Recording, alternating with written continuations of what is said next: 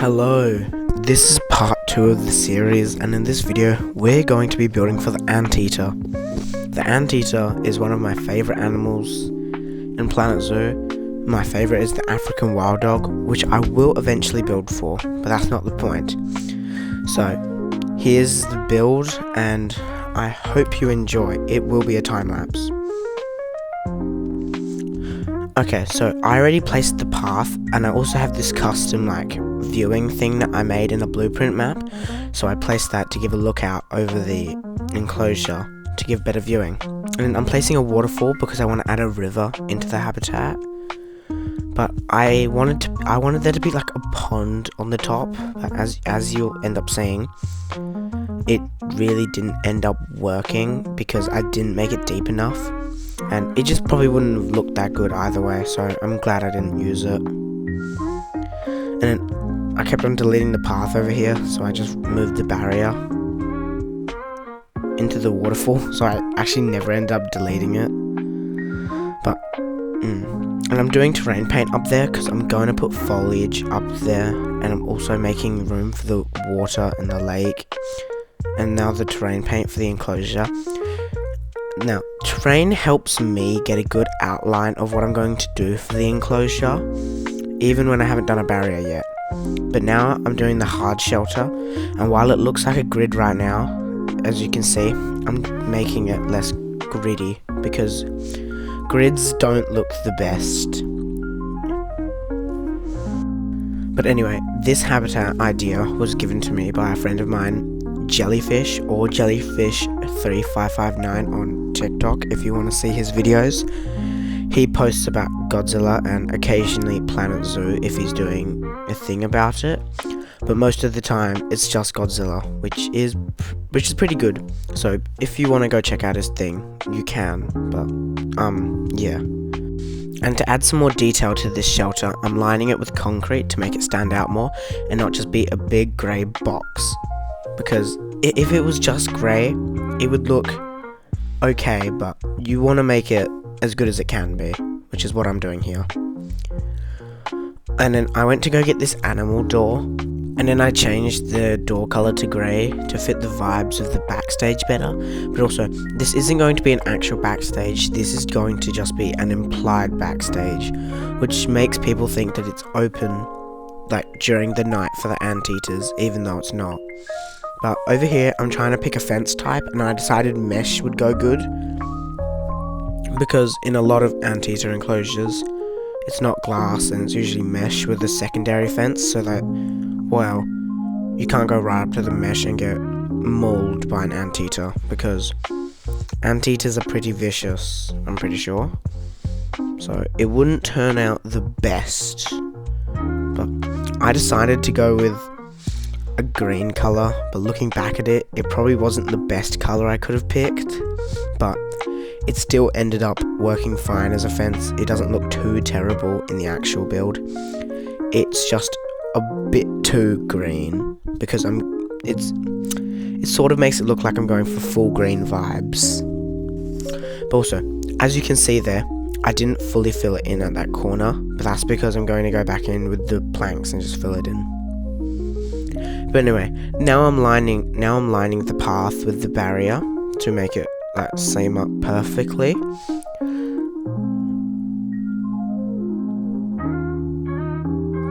And also, you can realize that log thing there doesn't look very good. I do end up changing it over here when I go place all the things, and then I place it over there. But the thing I did was, yeah, I spent a while doing this. This was the time I was proud of using the logs because I lined the bottom, and I think it ended up looking pretty decent. And it was worth lining up all the stuff, even though I probably could have lined up easier and better, which I probably will end up doing later in the future. But while I'm doing that, I'm going to tell you the next animal for this series. The next animal in this series will be the giant otter. This animal was also given to me by one of my friends, Noah. He gave me the idea for it, which I think will end up going as a good habitat. Also, if it wasn't obvious, I'm putting a lot more work into this habitat than the other one I did of the capybara, because this habitat I spent like double the length on. And the build quality is also higher, because on the capybara it only took 40 minutes. This took an hour and a half, which is still short. I usually build for 3-ish hours, but this is usually what my builds look like. Sometimes better, but this is probably one of my better builds that I've done at the moment. I am doing other stuff that I'm not posting about that could be better eventually, but this is pretty good. As you can see, I changed the logs to the green stuff to make it fit in with the vibes better, and it looks a million times better than the logs. The logs looks pretty bad if I'm being honest, which I know probably wasn't the best idea to do logs. But as you can see, now I'm lining the path around where the raised viewing area is, because I'm going to put a bunch of plants there where the waterfall is, and it's just going to seem like it's going to be one of the tallest points in this. The tallest will probably be like what I have planned, which is like monkey islands with like capuchins, all that stuff, yada yada. But after the giant otter, I'm probably going to do the jaguar, because we haven't, because I want to do like herbivore, carnivore, etc, etc. But of course, I don't think there's that much carnivores that are in Planet Zoo that are in South America for this zoo, because if it wasn't obvious, this is a South American zoo where we're going to have animals that are mainly in South America, or like sometimes in South America. There are some animals that I will do in this zoo that are not from South Africa. I mean, no, not from South America, like the African wild dogs at the end, which will turn out pretty good.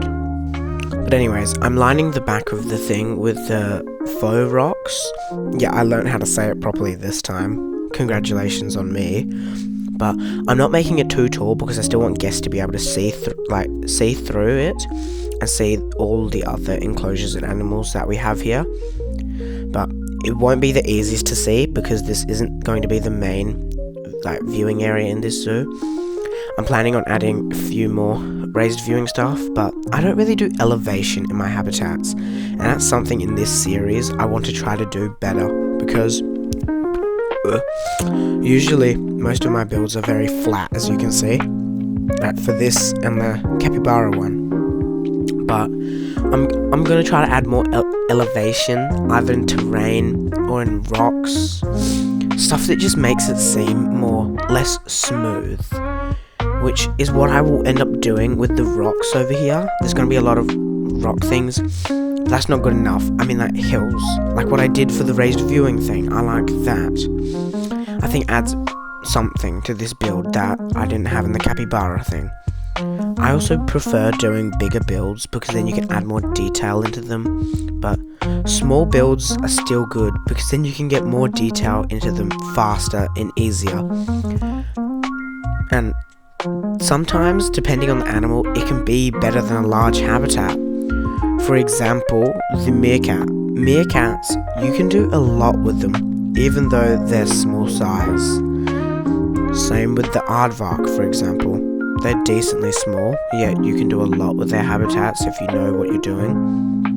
But a lot of animals in this game are like medium size, like the anteater or the capybara. That's my ideal animal to build for, because their habitats aren't too small, not too big, and I can put the exact amount of detail I want to put into their habitats, which for me is usually a bunch of foliage, because I just find foliage the best thing to do in enclosures. It really just adds that final touch to an enclosure. It makes it look finished and all that. Rock work also helps a lot. You don't have to use the faux rocks. You can use the real jungle rocks or the other rocks, whatever. But anyway, let's not talk about let's not talk about all the rock work and foliage anymore. I'm gonna give you some tips for Planet Zoo. When you start this game, don't compare yourself to other players that have been playing for longer. You're not gonna be that good until you actually start playing. So you can't just come in from like your first day of playing and be like, oh, I'm gonna quit this game because I'm not as good as, for example, Caesar Creates. Caesar Creates is one of the best players in this game. I use him for inspiration for a lot of my builds, not for this one, but you get the point. He's a really good builder. It takes a while to become good like that at this game. I've only been playing for 7 odd months, and that used to be my mindset, where I was always like comparing myself to other players, even though it's not a good mindset to have, because you'll constantly be doubting your skills and be like, oh, I'm so bad because I'm not that good, because I'm not as good as someone else. You shouldn't do that. It gives you the wrong mindset and just gives you like the wrong mentality for this game, because this game isn't immediately go in, build the best thing anyone has ever seen, then finish. This game is about taking your time with your builds and making them look realistic, really good, or whatever vibes or enclosures you want to do. This is, in my opinion, one of the best sandbox games ever. There is so much capabilities in this game that some people just don't realize. It just takes time and the energy to learn how to do everything, and it turns out all right. So don't push yourself down. Anyways, that's all of my little tips for now, and let's get back to talking about the build. So as you can see, I'm having troubles with the staff gate sticking through, which I eventually just moved the animal door forward because I'm so annoyed. And I realized that I didn't have a veterinary center, so that vet has been running around with a capybara for 2 hours now. Well, no, not 2 hours, but like an hour.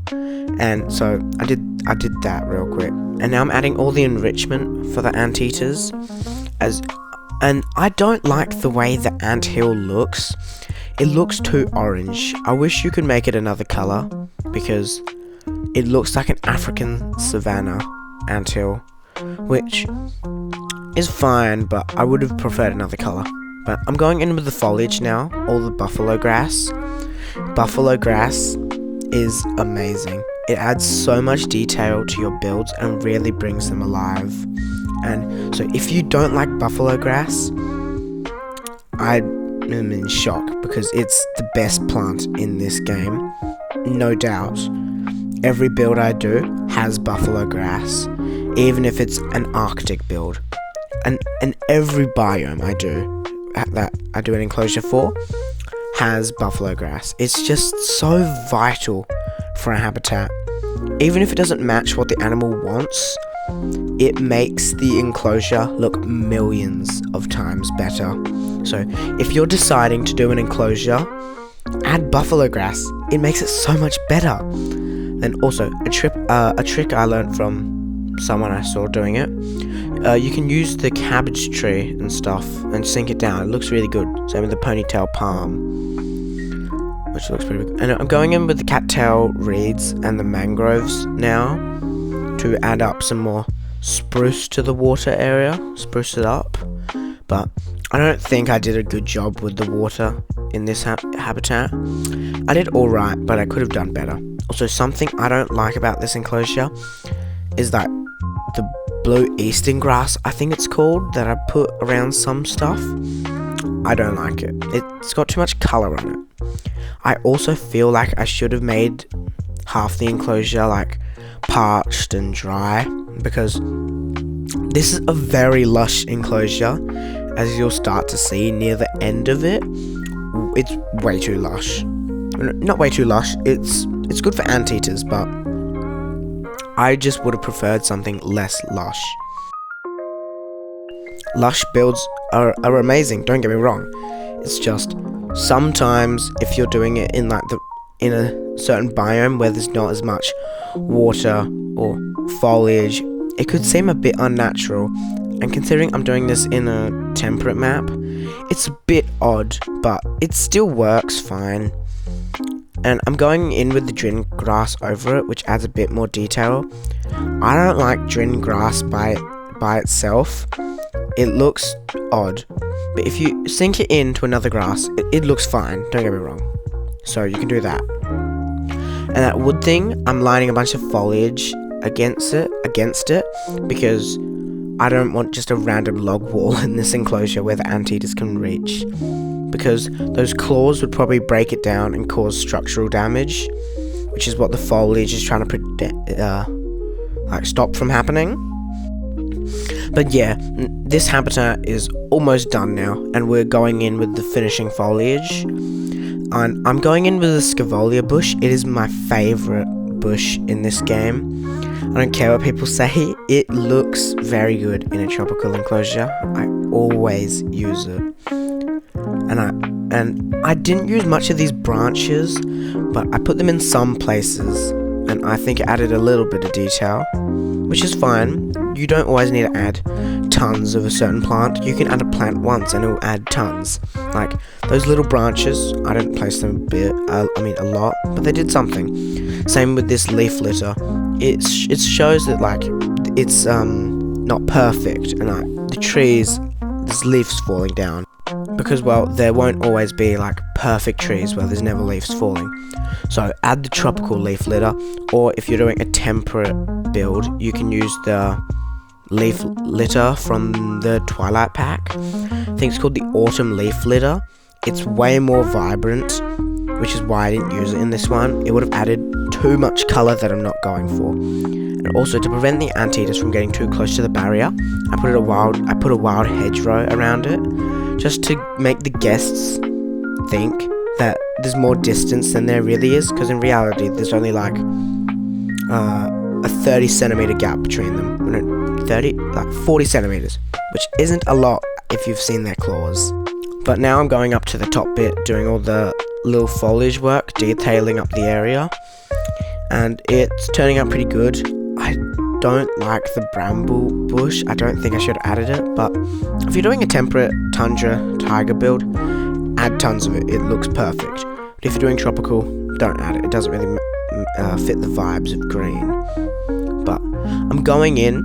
I probably should have added some more foliage, but it's just a planter, so it's not that vital. And I will probably make more planters that will be more lush, because planters are very common in zoos, if you didn't know that somehow. But also, I'm adding ivy against the top of the thing now to make it seem like it's been there for a while, because I'm not making this zoo seem like it just opened. I'm making it seem like it's been around for a while. So I'm doing all that, and I'm also adding I was going to add ivy to the log thing. I think I end up adding it later, or when I wasn't filming, but I think it ends up looking really good. And I'm also checking the view from the viewing point, and I realized the mangrove was too tall, so I got the tinier version, which makes it look loads better. I also wanted to go get another tree, but I decided it's fine not being all lush and covered, but it's fine. And now I'm detailing that little staff path just by adding buffalo grass and that stuff. And I'm changing the foliage, because if it was just green, it would look odd.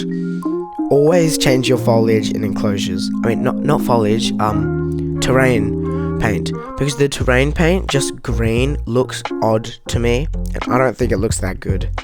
But also, if you're doing a lush enclosure, make your foliage sink out of the barriers, but as long as they don't get on the path, it's fine.